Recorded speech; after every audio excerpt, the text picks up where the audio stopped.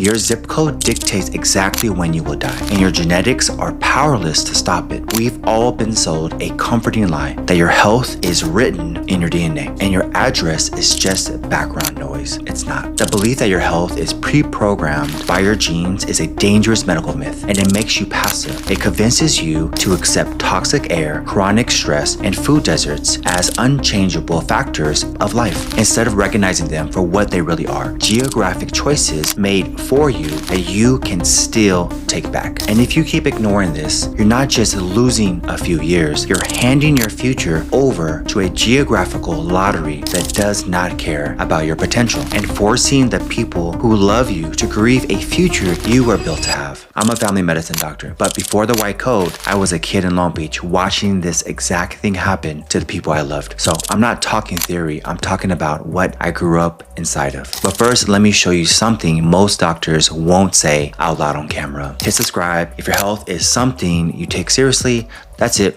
Let's get into it. Most of us grow up thinking health comes down to two things: your genes and your choices. Eat right, exercise, see your doctor, you're good. Here's the flip. Your environment is doing more to your body than your genes ever will. According to life expectancy mapping from Virginia Commonwealth University, two neighborhoods just 9 miles apart have a 30-year difference in how long people live. 30 years. That's not genetics, that's geography. In New York City, someone living in East Harlem has a life expectancy 9 years shorter than someone living right across the street in the Upper East Side. Same city, same air, technically. Different zip code, 9 fewer years of life from the same VCU mapping data. So here's a plan for the next 10 minutes. I'm going to show you the mechanism, how a neighborhood becomes a number on a death certificate. Then I'm going to show you what to do with that information, both for yourself and for your block. Let's start with something simple: food. Where you live decides what's on the shelf at the closest store. Food deserts, neighborhoods where fresh groceries are hard to reach but fast food is everywhere, are linked to higher rates of diabetes and cardiovascular disease, especially in lower income communities. It's not just what's on the shelf, it's what's happening inside your body, because where you live, living with constant neighborhood stress keeps your nervous system stuck in fight or flight, which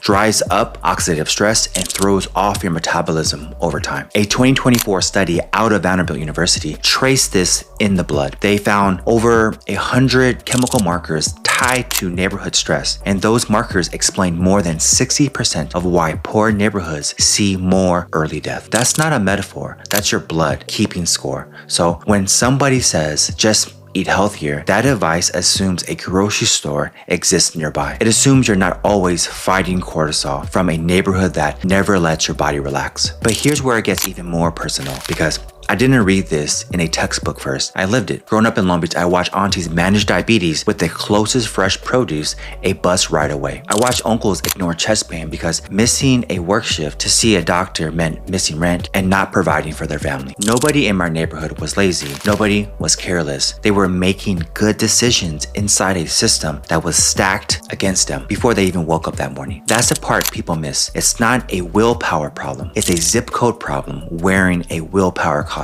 If you grew up in a neighborhood like mine, you already know exactly what I'm talking about. Now here's the part almost nobody connects to health: the actual physical land your neighborhood sits on. Lower income and minority neighborhoods are far more likely to sit near highways, factories, and waste sites, which means more exposure to air pollution, lead, and industrial chemicals. And this isn't an accident of history. Decades of redlining literally placed polluting industries next to communities of color on purpose. That pollution isn't background noise. Fine particle air pollution, the kind that comes off highways, is tied to heart disease, high blood pressure, diabetes, kidney disease, and cancer. And it's the low income and minority communities breathing the most of it. In Seattle, neighborhoods near the industrial Duwamish River have life expectancies 13 years shorter than Laurelhurst, one of the city's wealthiest neighborhoods, just a few miles away, according to the 2013 Community Health Study by Just Health Action and the Duwamish River Cleanup Coalition. Zoom out, and this is wild. Your lungs are recording your address. Every breath in certain zip codes is doing measurable damage that a breath 3 miles away simply isn't. And here's a number that stopped me cold when I first saw it. The World Economic Forum reports that up to 60% of your health outcome is determined by where you live and how you live, and not by the medicine you take. Quick gut check. Your doctor's appointment felt like a drive-thru, in and out in 7 minutes flat. You felt this system too. I'm not throwing my colleagues under the bus. Most of us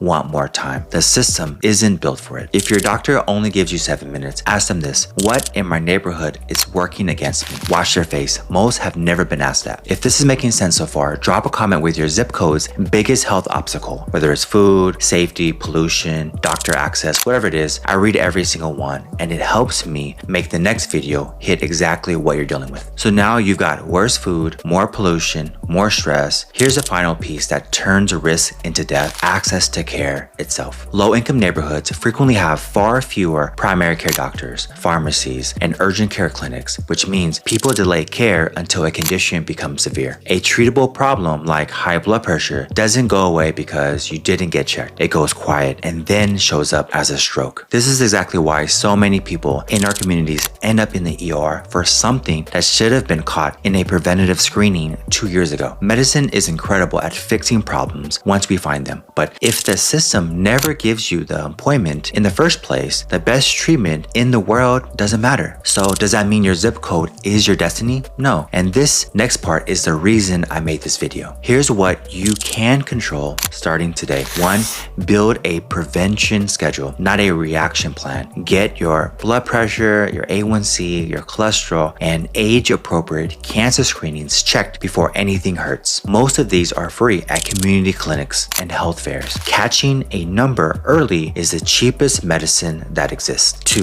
Engineer a healthier microenvironment even in a tough zip code. Frozen vegetables and dried beans are nutritionally solid and don't require a fresh produce aisle. If outside isn't safe, body movement and stair climbs count. If the air is bad, time your outdoor activities around lower traffic hours. 3. Use telehealth to leapfrog a medical desert. If there's no specialist near you, there might be one on a screen. That's the personal layer. And this is key. Personal action alone doesn't close a 30-year gap. The bigger fix has to be structural. A landmark federal housing study called Moving to Opportunity showed that relocating families from high poverty to lower poverty neighborhoods led to lasting drops in BMI and blood sugar 15 years later, along with fewer child injuries and asthma attacks. In Atlanta's East Lake neighborhood, a place-based redevelopment effort backed by the East Lake Foundation and the purpose-built communities cut violent crime by 95%, took employment from 13% up to 70%, and pulled in $123 million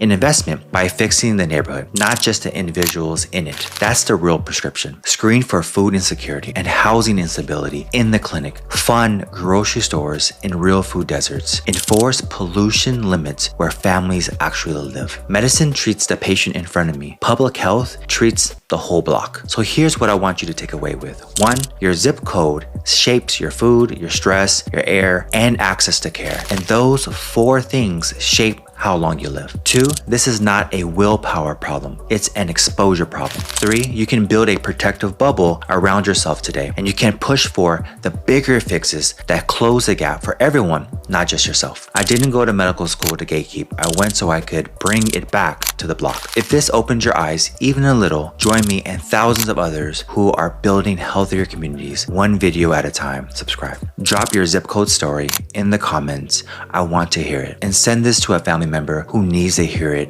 more than you do. If you like this content, watch this next video on why public health fails communities. I'll see you in the next one. Peace.